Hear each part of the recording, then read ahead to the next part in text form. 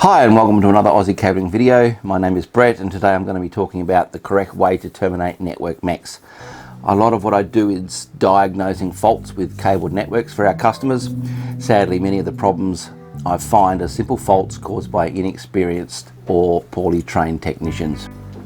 Now, one of the biggest issues is poor termination practices, and this can lead to the introduction of noise and interference onto the network cable and something called crosstalk, which is when signal from one cable leaks across onto another cable. So if I show you a couple of examples, first one is this one.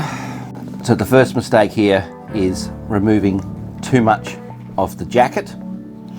So the actual jacket removal is well away from the mech. Now the second fault is even worse. It's this one where they have untwisted the wire pairs. So in addition to the jacket being removed, they've removed and untwisted the wire pairs to do the termination.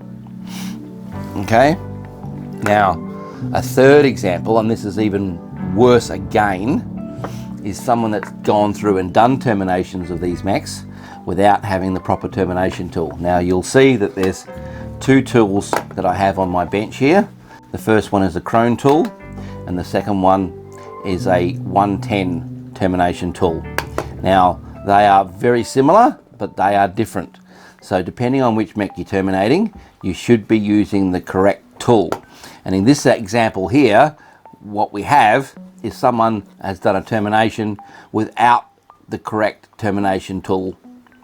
And as a consequence, the wires, as you can see here, the wires are poking out further than they should be. And you'll see in the example I'm going to show you, when you terminate it correctly, all these wires should be neatly trimmed right back at the edge. When you do a mech, you also have one of these, and it's basically a dust cover. A lot of people refer to them as locking clips, but they are in fact dust covers, and they clip onto the mech like this, like so, and they can assist in pushing the wire down into the termination block correctly once you've pushed it in. However, the purpose of it is simply to stop dust building up in the top of these, which then can cause faults to occur. Okay, so what I'm going to do is I'm going to go through and terminate a mech correctly and then show you, and you'll be able to see, hopefully very clearly, exactly what's going on.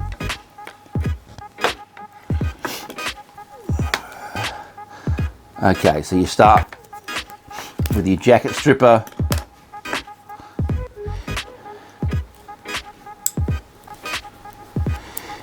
In Cat6 cable, we have this little divider that's on the inside that helps to stop crosstalk between the two or the four wire pairs that are inside a standard Cat5e or a Cat6 cable.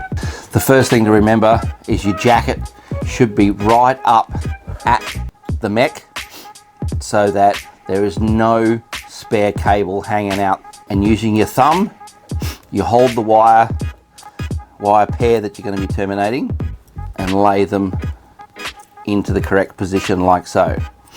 And again, holding with your thumb, you only untwist exactly the correct amount that you need to be able to terminate it in the correct blocks. So here I've swapped hands. Once again, using the thumb to hold it, you only untwist enough cable as you need. Now, once all your wires are in position, using the correct termination tool,